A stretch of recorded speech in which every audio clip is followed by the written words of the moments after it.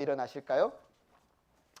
오늘 하나님께서 우리에게 주시는 말씀 시편 96편 저와 여러분이 한 절씩 교독하도록 하겠습니다. 새 노래로 주님께 노래하여라. 온 땅아 주님께 노래하여라. 주님께 노래하며 그 이름의 영광을 돌려라. 그의 구원을 날마다 전하여라. 그의 영광을 만국에 알리고 그가 일으키신 기적을 만민에게 알려라. 주님은 위대하시니 그지없이 찬양을 받으실 분이시다. 어떤 신들보다 더 두려워해야 할 분이시다. 만방의 모든 백성이 만드시는 헛된 우상이지만 주님은 하늘을 지으신 분이시다. 주님 앞에는 위엄과 영광이 있고 주님의 성소에는 권능과 아름다움이 있다. 만방의 민족들아 주님을 찬양하여라. 주님의 영광과 권능을 찬양하여라. 주님의 이름에 어울리는 영광을 주님께 돌려라. 예물을 들고 성전뜰로 들어가거라. 거룩한 옷을 입고 주님께 경배하여라. 온 땅아 그 앞에서 떨어라. 모든 나라에 이르기를 주님께서 다스리시니 세계가 굳게 서서 흔들리지 않는다. 주님이 만문을 공정하게 판결하신다 하여라. 하늘은 즐거워하고 땅은 기뻐 외치며 바다와 거기에 가득 찬 것들도 다 크게 외쳐라. 들과 거기 있는 모든 것도 다 기뻐하며 뛰어라. 그러면 숲속의 나무들도 모두 즐거이 노래할 것이다. 다 같이 읽겠습니다. 주님이 오실 것이니 주님께서 땅을 심판하러 오실 것이니 주님은 정의로 세상을 심판하시며 그의 진실하심으로 무 백성을 다스리실 것이다. 아멘. 이 시간 우리 허태영 목사님 나오셔서 말씀 전해주실 때 하나님께서 이 자리에 임재하셔서 저와 여러분 가운데 귀한 말씀 나눠주시기를 원합니다.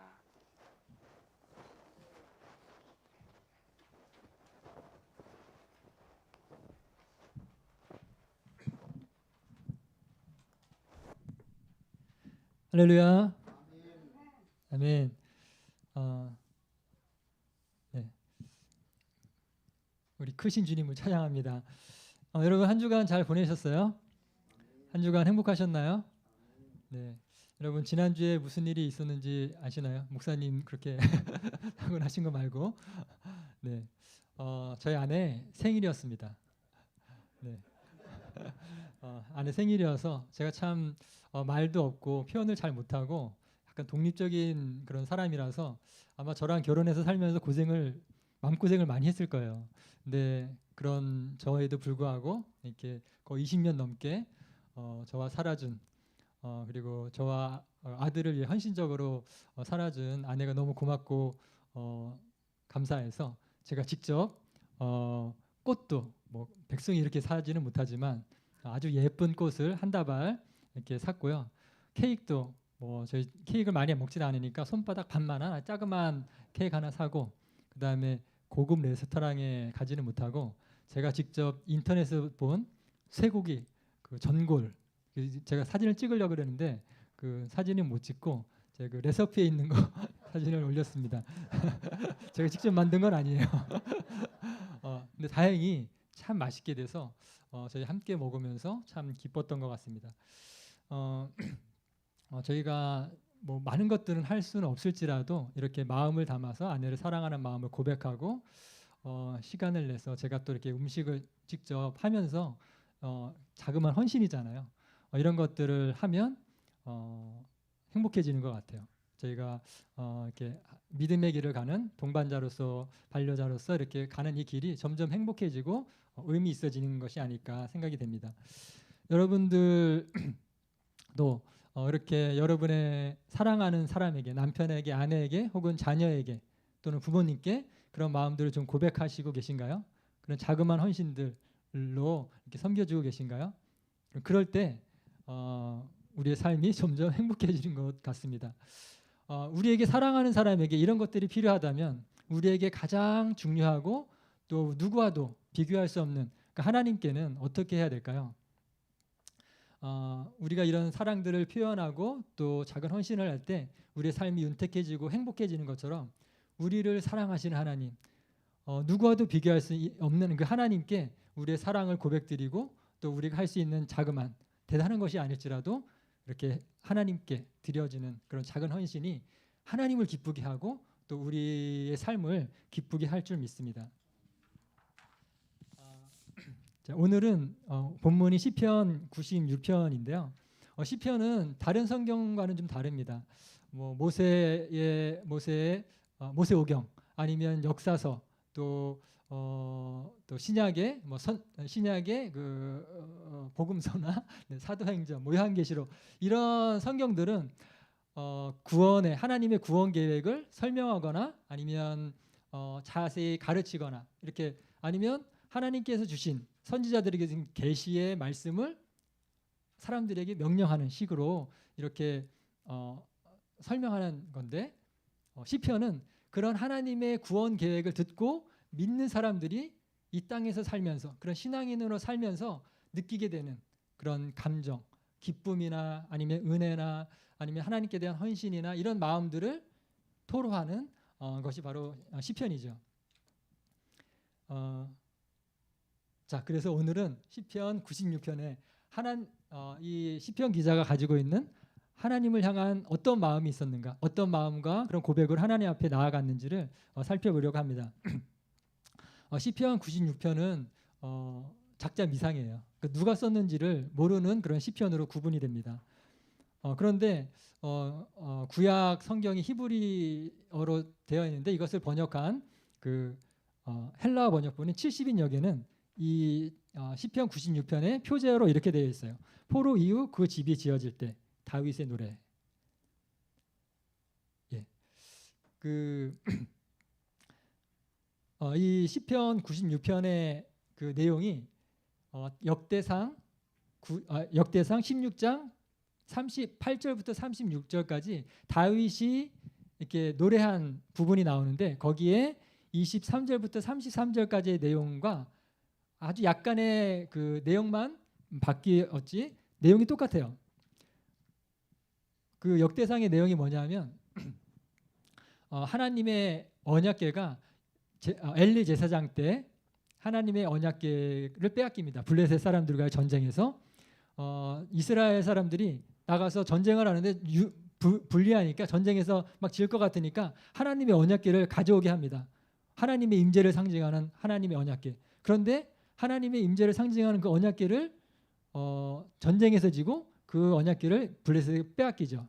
근데 우여곡절 끝에 이 하나님의 빼앗겼던 하나님의 언약궤를 다윗이 다시 가져오는 그런 장면. 그리고 이 언약궤를 가져오는 것이 너무나도 기뻐서 다윗이 막 춤을 춥니다. 입고 있던 옷 에봇 옷이 어떻게 되는지도 모르고 막 이렇게 해서 안에 있는 살이 보일 정도로 막 신나게 그렇게 춤을 추면서 노래를 부르면서 찬양을 하면서 불렀던 노래가 바로 이 역대상 16장에 나오는 거죠. 그리고 그 내용과 아주 거의 비슷하게 이 시편 96편이 적혀져 있습니다. 여러분 잘 기억하시죠? 다윗이 이렇게 너무 막 기뻐서 춤을 추니까 안에 있는 그 살이 드러나 보일 정도로 춤을 추니까 그것을 본 새 아내인 사울의 딸이기도 한 미갈이 보면서 아니 채통 없이 어떻게 그렇게 춤을 추냐고 그렇게 얘기했던 부분이 바로 이 부분입니다. 그래서 결국 시편 96편은 다윗이 지은 시예요. 그런데 그럼에도 불구하고 70인역에 이 시편을 포로 이후 그 집이 지어질 때 다윗의 노래라고 이렇게 쓴 이유는 포로 이후 그 집이 지어질 때는 언제냐면 이스라엘이 이스라엘과 남유대로 나눠지고 결국은 강대국에 의해서 이렇게 멸망하고 포로로 끌려가잖아요. 포로로 끌려간 다음에 하나님의 놀라우신 섭리 가운데 다시 그들이 예루살렘으로 돌아와서 하나님의 성전을 짓고 다시 재건축해서 하나님께 봉헌 드립니다. 그때가 BC 한 515년경인데 이때 이 이스라엘 백성들이 다윗이 지은 그 시편을 가져와서 하나님의 성전을 드릴 때 이 노래를 부른 거예요. 네, 그래서 하나님의 통치와 하나님의 다스리심을 기억하면서 이 노래를 불렀기 때문에 포로 이후 그 집이 지어질 때라는 표제어가 들어간 것이죠.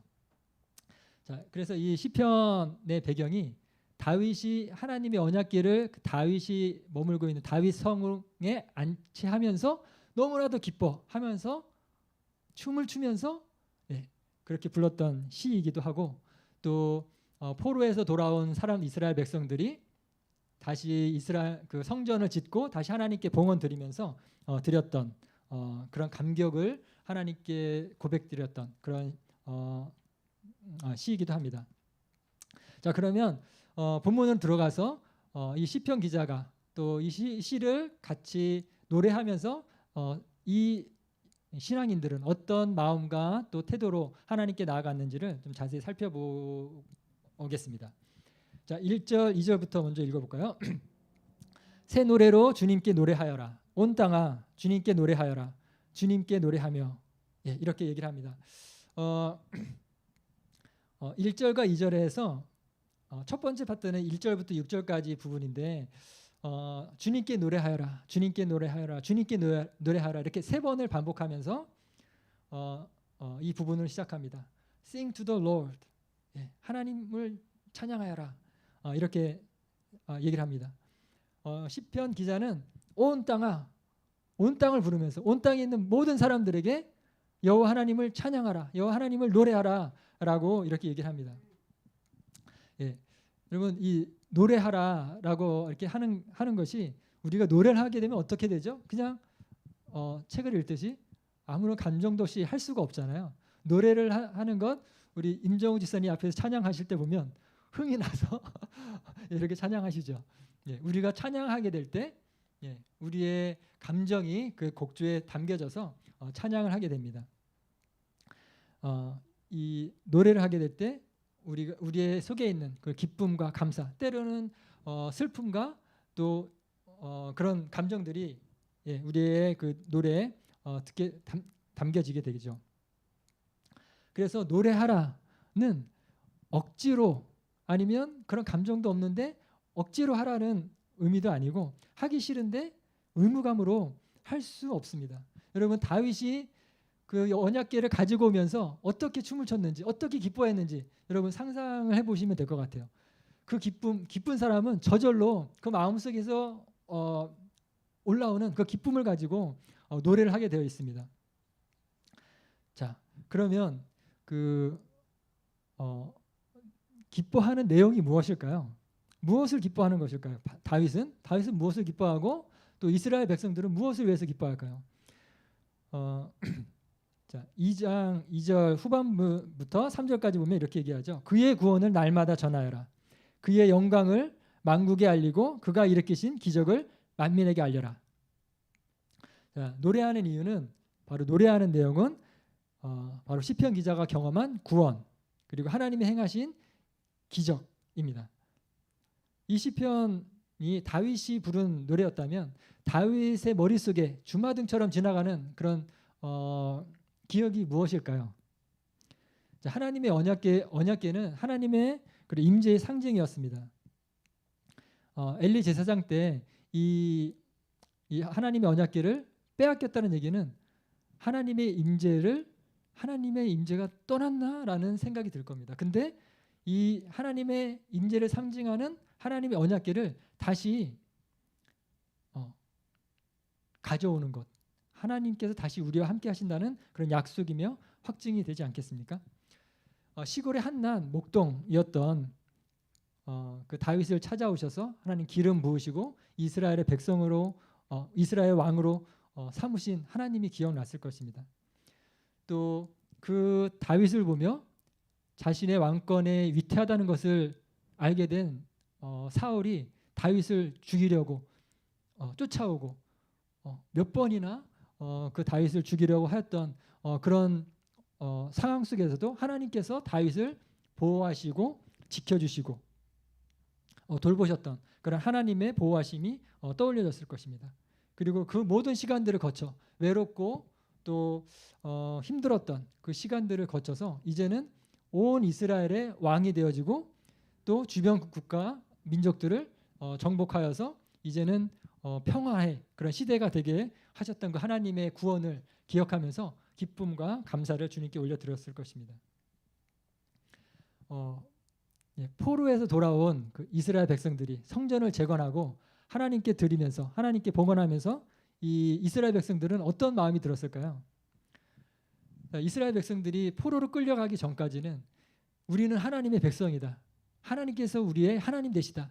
이렇게 굳건히 믿고 있었는데 범죄하고 우상을 섬기고 하나님 앞에 범죄하자 결국은 하나님께서 경고하신 대로 이스라엘은 멸망하고 강대국의 포로로 잡혀갑니다.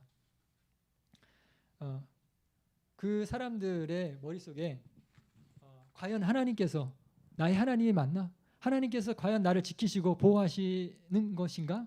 하나님께서 나를 잊어버리신 것은 아닌가? 라는 그런 의구심이 계속 들었을 것입니다. 그런데 나는 버려졌는가? 라는 그런 고민 속에 있던 그들에게 놀라운 일이 발생하죠.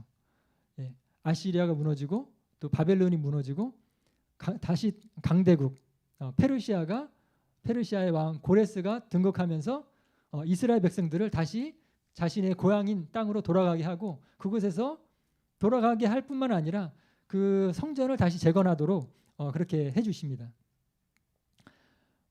그 먼 길을 다시 돌아가서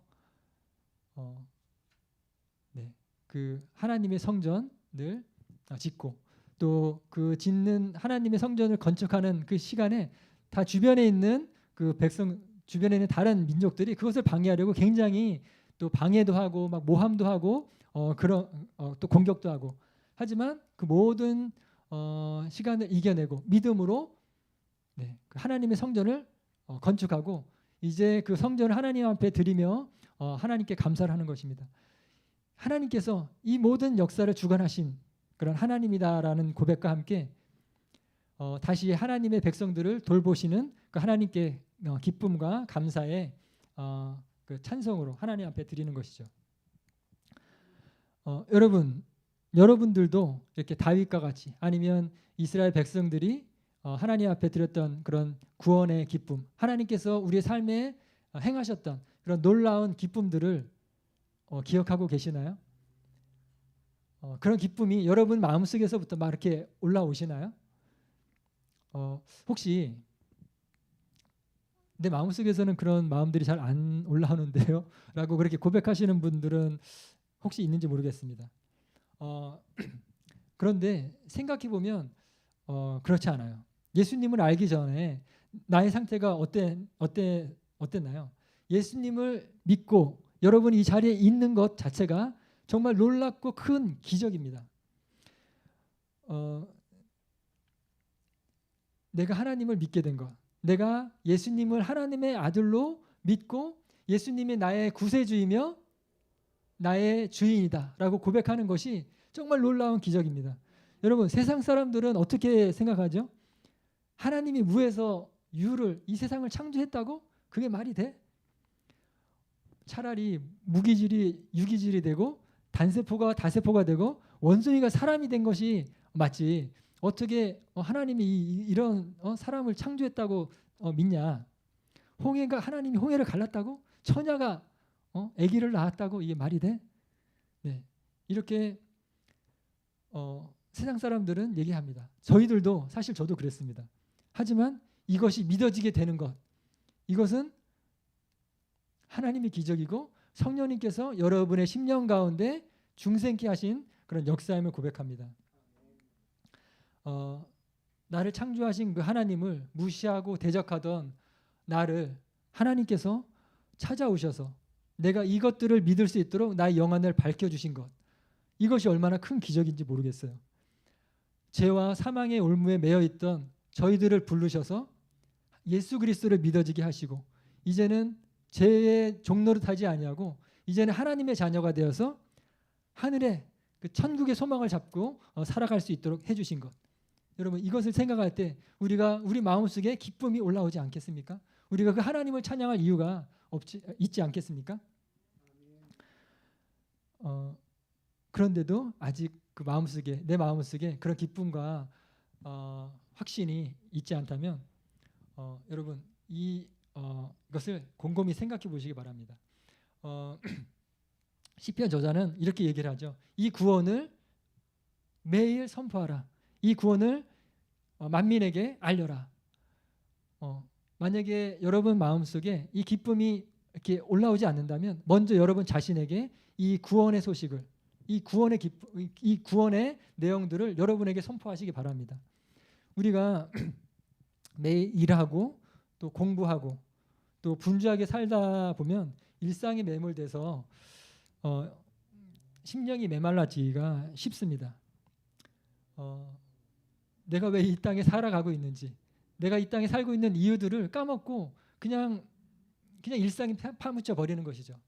근데 여러분 다시 한번 여러분 자신에게 내가 구원받은 이 사실, 내가 어떻게 구원받았는지를 여러분 자신에게 선포하십시오.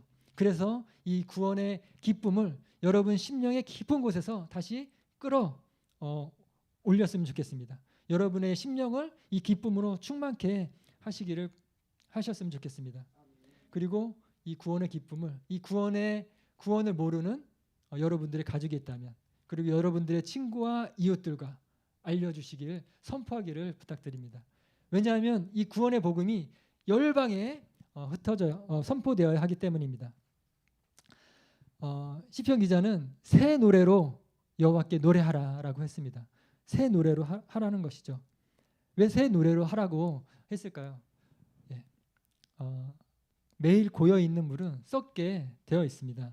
우리의 심령을 날마다 새롭게 하지 않으면, 주의 영으로 충만하게 하지 않으면, 날마다 구원의 감격에 젖어 주님을 찬양하지 않으면 우리의 심령이 메말라 버리기 때문입니다. 시편 기자는 하나님을 찬양해야 될 이유를 좀 더 구체적으로 4절부터 6절에서 이렇게 소개를 하는데요. 자, 먼저 4절과 5절 읽어보겠습니다. 주님은 위대하시니 그지없이 찬양을 받으실 분이시다. 어떤 신들보다 더 두려워해야 할 분이시다. 만방의 모든 백성이 만든 신은 헛된 우상이지만 주님은 하늘을 지으신 분이다. 하나님은 위대한 분이십니다.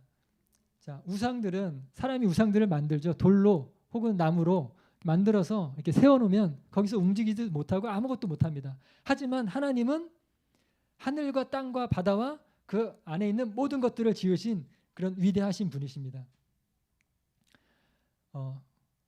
이사야 선지자는요 이렇게 표현했죠. 뭇 백성을 하나님과 비교할 때 뭇 백성은 큰 물통에 물방울과 같다. 큰 저울의 먼지와 같을 뿐이다라고 고백을 했습니다. 그러면서 이사야 선지자는 사람들에게 말했습니다. 눈을 들어 하늘의 별을 보라. 이 모든 것들을 하나님께서 이름을 불러 그 별들을 끌어내게 하신 분이 하나님이다라고 말했습니다. 자, 이 아름다운 하나님이 지으신 세계를 보면서 여러분 감탄하지 않을 수가 없죠. 하나님의 이 세계를 보면서 하나님의 그 위엄과 6절입니다. 주님 앞에는 위엄과 영광이 있고 주님의 성수에는 권능과 아름다움이 있다. 하나님이 만드신 이 모든 세계, 이 지구와 또 별과 우주와 이 광활한 모든 것들을 지으신 하나님의 그 위대하심, 하나님의 그 능력, 존귀, 그 위엄, 그 아름다움 앞에 저희들 그냥 경외함으로 설 수밖에 없습니다. 감탄할 수밖에 없습니다. 그 하나님을 경배할 수밖에 없는 것이죠. 이 시편 기자는 온 땅에 그 하나님을 찬양하면서 노래하라고 선포하고요. 다음에 7절부터 10절까지 그 하나님을 향하여서 이렇게 얘기를 합니다. 주님께 영광을 돌려라. 주님께 돌려라. 주님께 돌려라. 7절부터 8절까지 말씀이 이렇게 있죠. 만방의 민족들아 주님을 찬양하라. 주님의 영광과 권능을 찬양하라. 주님의 이름에 어울리는 영광을 주님께 돌려라. 시편 기자는 온 땅에서 시작해서 지금 다시 한번 만방의 민족들아 라고 다시 한번 선포를 합니다. 이 구원의 복음은 나 혼자만 가지고 있을 것이 아니라 온 땅의 사람들에게 그리고 만방의 열방들에게 선포되어져야 할 그런 복음입니다. 그리고 그 복음을 어떻게 말하냐면 주님께 돌려라. 여기 세번역 성경에서는 이것을 주님을 찬양하여라, 그리고 나중에는 주님께 돌려라 이렇게 번역을 했는데, 영어 성경으로는 ascribe to the Lord, 그리고 개역 개정이나 히브리 성경에 보면 같은 말, 주님께 돌려라, 주님께 영광을 돌려라, 이 말을 3번 반복하면서 강조를 하고 있어요. 그러면서 주님의 이름에 합당한, 주님의 이름에 어울리는 그 영광을 주님께 돌려라라고 촉구하고 있죠. 히브리어에서 이름은 단순히 호칭이 아니라 그 이름이 갖는, 그 이름이 존재하는 인격 또는 성품, 속성들, 그 존재 자체를 가리킵니다. 하나님께서 하나님의 이 존재, 하나님의 성품들을 이스라엘 백성들에게 하나님의 이름으로 나타내셨죠. 모세에게 나타나셔서 나는 스스로 있는 자다, 나는 여호와다 이렇게 말씀하셨고, 창세기 1장에는 엘로힘, 이 온 우주를 창조하신 힘과 능력의 하나님, 위대하신 하나님을 말씀하셨고요.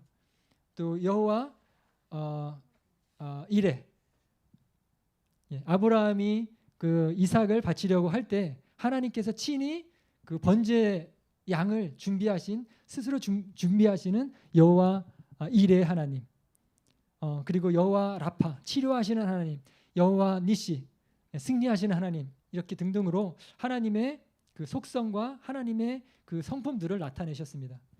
우리가 하나님의 이름에 합당한 그 영광을 돌리기 위해서는 하나님의 능력과 일하심을, 또 하나님의 성품을 아는 것이 선행되어져야 되죠. 성경을 통해 계시된 하나님의 그 하나님을 경험하면서 하나님의 이름에 합당한, 이렇게 알아갈 때 하나님께 합당한 영광을 돌리게 되는 것 같습니다. 근데 오늘 시편 기자는 그 하나님의 속성 중에서 한 가지를 특정하여서 얘기를 합니다. 10절이죠. 모든 나라에 이르기를 주님께서 다스리시니 세계는 굳게 서서 흔들리지 않는다. 주님이 만물을 공정하게 판결하신다. 하나님께서 다스리신다는 것입니다. 하나님께서 모든 세계를 다스립니다. 여러분 그걸 믿으십니까? 하나님께서 모든 세계를 다스리신다, 이 세상을 다스리신다, 여러분 믿으십니까? 네, 하나님께서 이 세상을 다스리십니다. 시편 기자는, 다윗은, 이스라엘 백성들은 이것을 어떻게 믿을 수 있었을까요?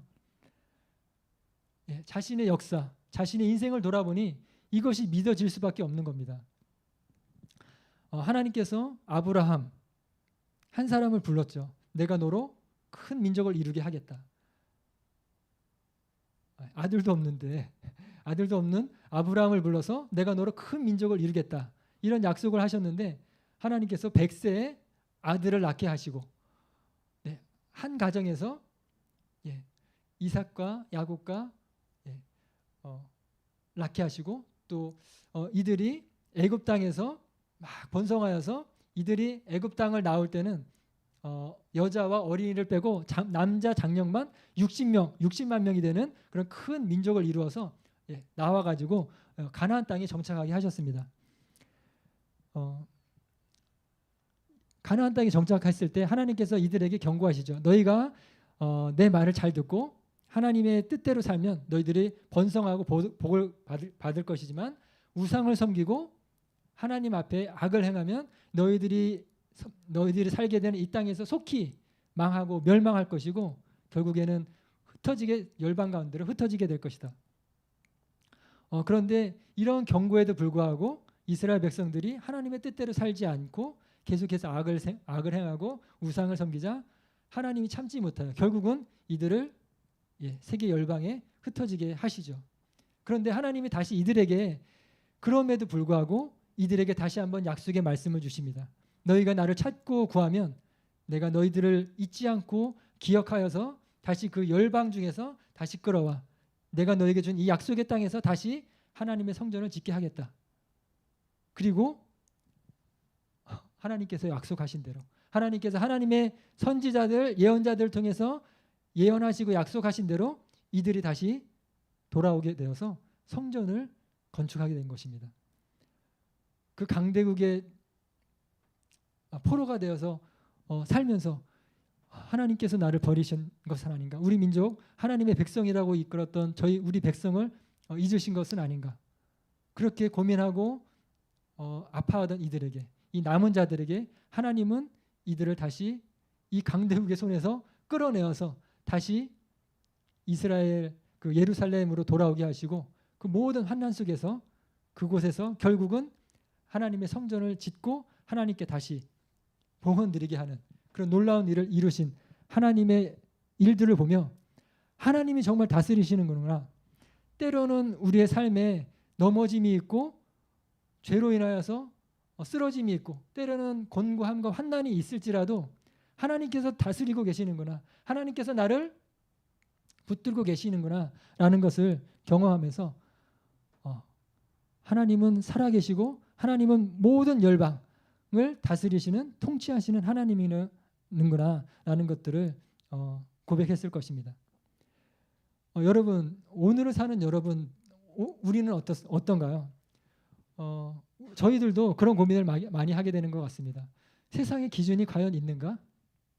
세상을 바라볼 때 하나님이 과연 다스리는 게 맞나? 세상 곳곳에 많은 우리가 이해할 수 없는 그런 일들이 벌어지잖아요. 전쟁이 있고 또 때로는 자연재해가 있고 하나님 믿음으로 살아고자 하는 그런 믿음이 좋은 사람인데도 불구하고 때로는 질병이 걸리고 때로는 재정적인 어려움을 겪고 때로는 관계 때문에 힘들어지고 그것뿐만이 아니라 지금 절대적인 진리가 점점 사람들이 믿지 않고 내가 믿는 것이 진리다. 예. 인권이라는 그런 미명 아래 자기가 믿는 것이 내가 옳다라고 생각하는 것이 다 진리라고 그것이 선이라고 말하는 그런 시대에 저희가 살고 있는 것입니다. 선도 없고 악도 없고 오직 나의 이익에 따라 자기의 이익을 위해서 거짓말하고 때로는 속이고 이런 것이 지혜로 보이는 세상. 이 세상 속에서 하나님이 과연 일하시고 계신 것이 맞나라는 그런 의구심이 우리 속에 일기도 합니다. 그러나 하나님은 분명히 말합니다. 10절에 이렇게 얘기하죠. 세계는 굳게 서서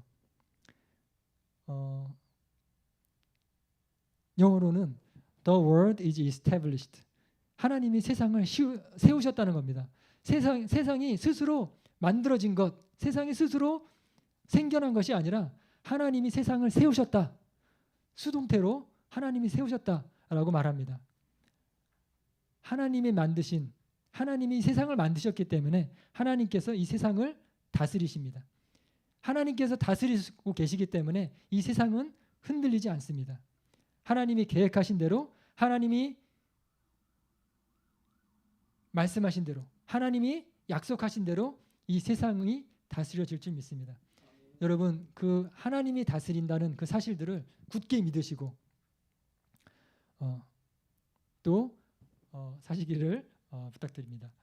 자, 만약에 하나님의 이러한 속성들 믿고 또 하나님의 이 세상을 다스린다는 것을 믿는 사람들은 어떻게 살아야 될까요? 자, 8절 후반절부터 9절까지 이렇게 시편 기자가 얘기하죠. 예물을 들고 성전 뜰로 들어가거라. 거룩한 옷을 입고 주님께 경배하여라. 온 땅아 그 앞에서 떨지어다.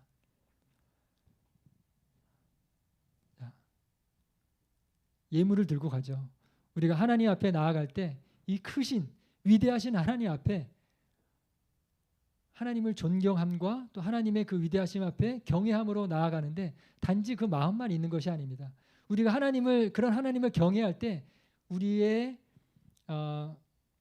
예물을 들고 가게 되죠. 우리의 사랑하는 사람에게 우리가 사랑하는 마음이 생기면 무언가 내가 가지고 있는 소중한 것들을 주고 싶잖아요. 내가 가지고 있는 작은 희생을 통해 헌신하고 싶잖아요. 마찬가지입니다. 우리가 하나님을 존경하고 하나님을 경외한다면 단지 그냥 말로만이 아니라 우리가 가지고 있는 것들을 하나님께 예물로 가지고 나가고 싶습니다.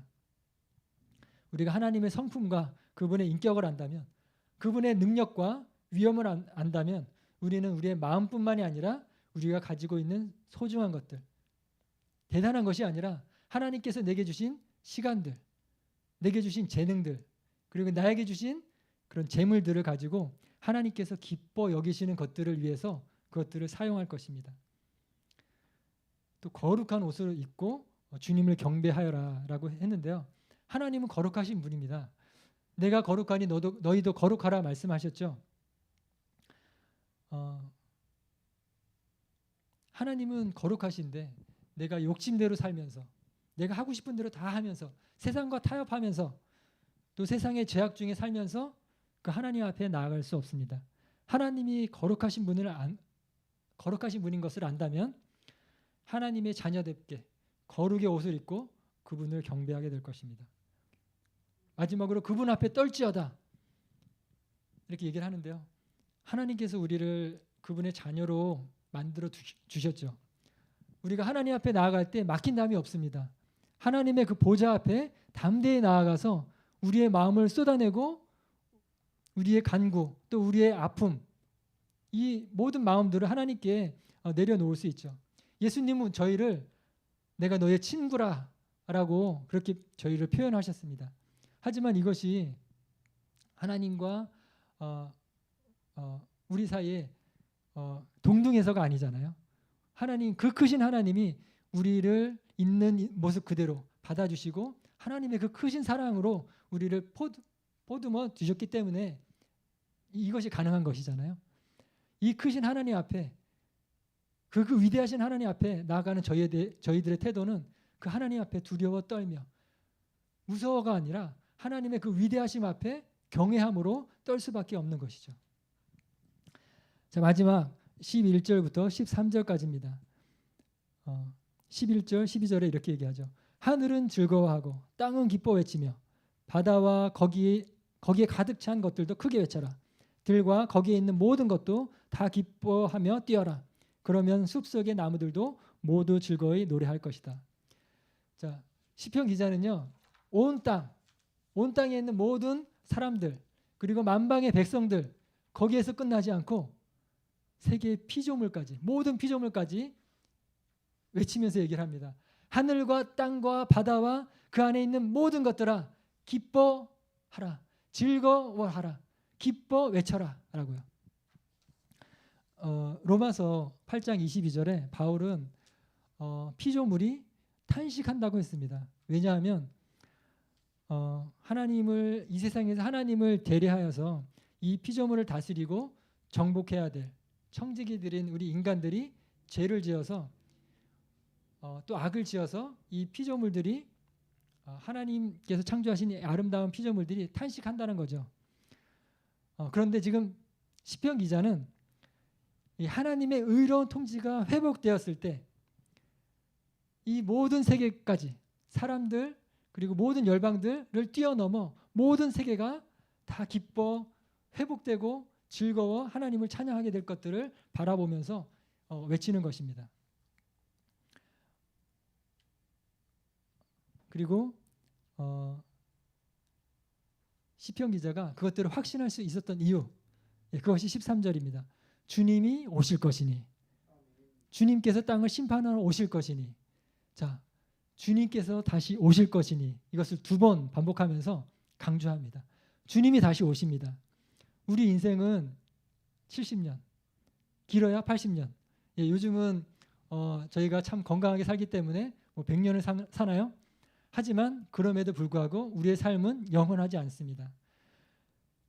먹고 또 잠자고 다시 일어나고 또 여가를 즐기고 그것이 전부인 양 우리 살아갈 때가 많지 않습니까? 그러나 우리 인생에 끝이 있습니다. 반드시 있습니다. 세상에 종말이 있습니다. 히브리서 9장 27절에 이렇게 얘기를 하죠. 사람이 한 번 죽는 것은 정해진 것이요 그 뒤에는 심판이 있습니다라고요. 그리고 그 세상의 종말에 주님이 다시 오실 것입니다. 사도행전 1장 11절에는 누가가 천사들의 증언을 이렇게 얘기를 합니다. 부활하신 주님께서 제자들의 눈앞에서 하늘로 올라가실 때 천사들이 이렇게 얘기하죠. 너희가 보는 예수님을 왜 그렇게 쳐다보느냐? 예수님이 너희들이 보는 것처럼 올라가신 대로 그대로 다시 돌아오시리라. 주님이 이 땅에 다시 오셔서 심판하실 때 죄인을 심판하시고 그들에게 형벌을 내리실 것입니다. 하지만 그것만이 아니라 의인을 완전 무결하게 하시고 완전 구원을 우리의 구원을 완전케 하시고요. 하나님이 창조하신 이 온 세계를 회복하는 그 역사까지를 포함할 것입니다. 그렇기 때문에 이 자연 세계까지도 기뻐하고 즐거워하며 기뻐 외칠 수 있는 것입니다. 13절에 주님은 정의로 세계를 심판하시며 그의 진실하심으로 백성을 다스리실 것이다 라고 얘기를 하죠. 사람들은 모든 것들 심판할 때 자꾸 기준이 바뀝니다. 때로는 이렇기도 하고 때로는 저렇기도 하고 때로는 감정에 치우치기도 하고 때로는 뇌물에 쏠리기도 하고 하지만 하나님께서 예수 그리스도께서 다시 오셔서 심판하실 때는 정의와 그의 진실하심으로 우리를 심판하십니다. 이 정의와 심판은 정의와 진실하심은 하나님의 통치의 그 기준이고 수단입니다. 정의는 오류와 왜곡, 선입견이 없는 상태를 말하고요. 진실은 거짓과 속임이 없는 그런 상태를 얘기를 하죠. 동시에 이 정의와 또 진실함은 하나님의 성품을 나타내기도 합니다. 하나님께서 행하시는 이 의롭고 진실하신 심판은 불의하고 또 거짓된 이 세상을 완전케 하는 그런 온전한 회복이 될 것입니다. 여러분, 이 예수님의 오심과 또 예수님의 다스리심을 고대하고 예수님이 다시 오셔서 우리의 구원을 완전케 하시고 모든 만물, 새 하늘과 새 땅을 만드실 그때를 기대하는 저희들 기뻐하며 또 주님의 이름에 합당한 영광을 올려드리고 기뻐하고 즐거워하는 저희들이 되어야 하지 않겠습니까? 시편의 기자가 1절부터 13절까지 이렇게 외쳤던 이 기쁨들, 그 감정들 여러분 느끼실 수 있나요? 네, 느꼈으면 좋겠습니다. 하나님을 향한 그런 감사와 기쁨과 또 경외함, 그분이 하신 일에 대한 그런 뜨거운 감사와 찬양의 그 마음들이 시편 96편에 막 철철 넘치는데 우리에게도 그런 기쁨이 우리의 심령 속에서부터 일어났으면 좋겠습니다. 다윗과 이스라엘 백성들이 보았던 이 기쁨과 또 하나님의 일하심을 보았는데요. 저희들은 이 하나님의 구원과 또 하나님의 역사함을 다윗보다 이스라엘 백성보다 더 정확하게 보았잖아요. 다윗과 이스라엘 백성들은 하나님께서 희미하게 보았다면 올 것들을 보았다면 저희들은 이미 온 그 구원을 보았잖아요. 예수 그리스도를 통해서 더욱 선명하게 본 저희들 기적 중의 기적 하나님이신 그분이 사람의 몸을 입고 이 땅에 오셔서 우리를 대신하여서 모진 고난과 십자가에 못 박히시고 창에 허리를 찔리심으로 모든 물과 피를 흘리심으로 죽으셨고 또 죽으심에서 끝나지 아니하고 3일 만에 다시 부활하셔서 하늘로 승천하시고 부활하셔서 모든 믿는 자의 확증이 되셨습니다. 죄와 사망을 이기시고 우리에게 믿는 자들에게 온전한 구원을 이루실 것이다 라는 그런 약속을 주셨습니다. 우리가 이 더 정확하고 더 명확한 이 구원을 본 저희들에게 다윗과 또 이스라엘 백성들에게 준 것보다 더 큰 기쁨과 확신과 또 기쁨의 그 확신들이 우리 속에서 일어나기를 소원합니다. 다시 한번 새 노래로 주님을 찬양하여라. 그리고 하나님의 이름에 합당한 그런 영광을 주님께 올려드려라. 귀한 예물과 또 거룩한 옷을 입고 또 주님을 경외함으로 두려워하며 주님께 나아가라. 이것이 의무적으로가 아니라 우리 마음속에서 일어나는 그 기쁨을 가지고 우리의 감정을 가지고 그렇게 나아갔으면 좋겠습니다. 2024년 새롭게 시작하는 올 한 해 때로는 우리가 이 땅에 사단이 역사하고 또 죄악된 세상 속에 살기 때문에 힘겨운 일을 당하고 또 눈물을 흘릴 때도 있지만 왕 대신 주님께서 이 땅을 다스리시며 다시 오시며 우리를 회복하실 것들을 굳건하게 믿으며 이 2024년도를 그렇게 기뻐하며 찬양하며 주님께 영광 올려드리는 그런 한 해가 되기를 기도합니다. 우리 같이 기도하겠습니다. 하나님 감사합니다. 죽을 수밖에 없는 저희들 하나님을 대적하여 살았던 저희들을 찾아오셔서 저희들을 예수 그리스도가 하나님이 믿어지게 하시고 예수 그리스도가 하나님의 아들로 또 우리를 구원하신 구원자로 또 우리의 주인으로 고백되게 하여 주시니 감사합니다. 저희들의 영안을 열으시고 저희들이 믿어지게 하시고 그것들을 고백하게 하신 분이 여호와 하나님이심을 고백합니다. 저희들이 이제는 나 자신을 위해 사는 것이 아니라 나를 구원하신 그 하나님을 위하여 사는 삶이 되어지게 하여 주시고 또 저희들의 삶을 온전히 하나님 앞에 드려 하나님께 영광이 되어지는 영광을 올려드리는 그런 저희들이 삶이 되어지게 하여 주시옵소서. 이것이 억지로 의무로 하는 것이 아니라 우리를 사랑하신 그 하나님을 사랑하는 그 사랑이 마음에 우리 마음속으로부터 올라오는 그 기쁨으로 인하여서 우리가 자원하여서 우리의 예물을 들고 우리에게 주신 것들을 사용하여 하나님 앞에 나아가는 그래서 하나님께 기쁨이 되어지는 2024년도가 되어지게 하여 주시옵소서. 감사합니다. 이 모든 말씀 예수님의 이름으로 기도합니다. 아멘. 우리 함께 찬양했으면 좋겠는데요. 아까 마지막으로 불렀던 찬양이 너무나도 좋아서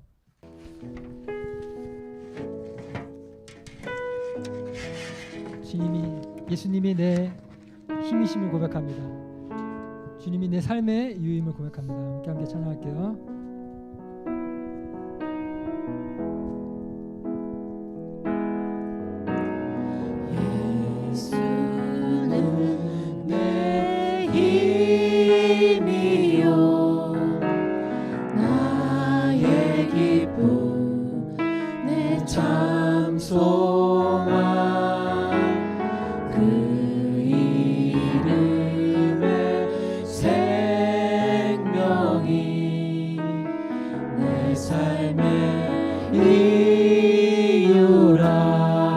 내가 사나 죽으나 내가 사나 죽으나 그 이름을 위하여 그 이름을 위하여 내 모든 것 다 드리니 내 모든 것 드리니 나를 받으소서 나를 받으소서 오직 주만 따라갑니다. 오직 주만 따라갑니다. 오직 주만 높입니다. 오직 주만 높이 받으소서. 내 평생에 그의 이름을 그의 선하심을 세상에 노래합니다. 그 이름에 크신 능력 영원한 생명이 내 삶의 이유라. 다시 한번 예수는 내 힘이요 예수는 내 힘이요 나의